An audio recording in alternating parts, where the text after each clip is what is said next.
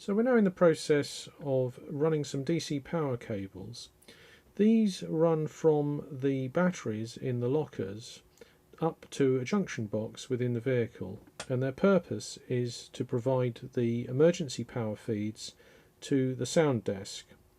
And there's an 18 volt and a 24 volt battery, so I've got two pairs of wires about 20 feet long to run into this piece of sock. What could be simpler than that? Well, obviously what I should have done is to cut off the end of this sock as it's starting to fray, so I'm going to do that first of all. Right, so I've trimmed the end off here, so now hopefully it should be easy to thread these 4 wires into the sock. And the good thing about this is it will expand and it'll make it easy for the wires to pass along the cable, and when we're finished we'll just pull the sock tight like that.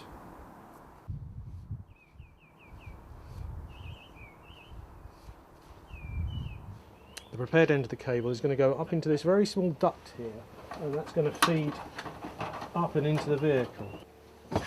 Right, so the other end of the cables appear through this duct, and I've simply got to drag them through a bit at a time so they find their final location. Well, when you come to thread that through the duct where it goes underneath the mixer, the wires are a bit sort of higgledy-piggledy as they often go. I want you to make sure you don't thread those through a loop of the others to avoid induction of the mains into the DC circuit. Yes, that would perhaps put hum on the audio. It needs a light and poking through with a stick maybe first to make sure that it goes through. The cable going in again, and the pole. And if you keep it to the right hand side of the duct. My right? Your right. That's it, it's coming through nicely. Okay. Shall I thread it underneath this now or later? Well, I think now we don't want to do it twice, do we? Because it can stay in, I should think. Yes, yes. And we decided we were going to lay it in the mains one, didn't we? So it would be neat to get it.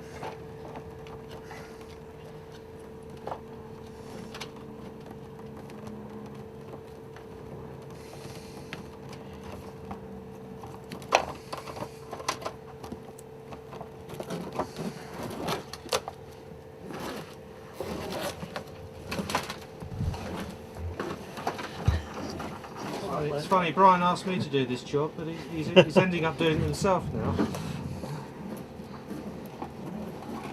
So I've wrapped this end of this to make it easy to thread, but when you're putting a bit of tape on that you're going to take off shortly, it's very helpful to fold it over at the end like that to make a tab, and then you're not scrabbling trying to find the end because you've got a bit to pull. And here we go, we'll thread it through.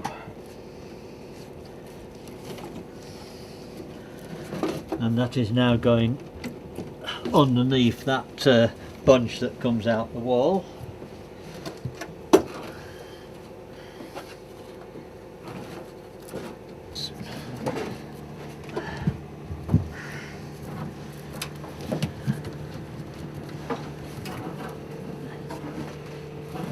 And that's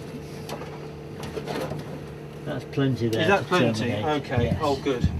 Right, so the cables there are the power feeds from the batteries coming into the junction box and then onwards to the sound desk, and also the artist's cue wiring and miscellaneous mains yet to be connected.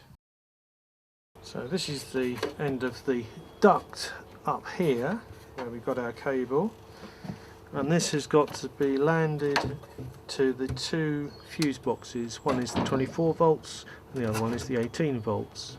So that's the next job.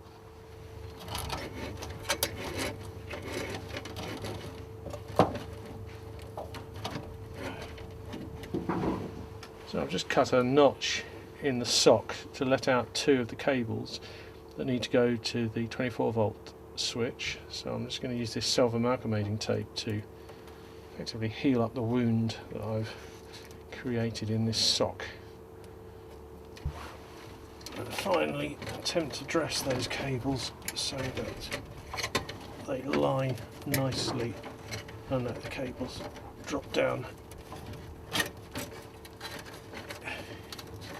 into the fuse box. And then the next one can go over to the 18 volts. Feels slightly odd that the fuse is in the negative lead, but that's how it was designed back then, and it's how it's going to go back now.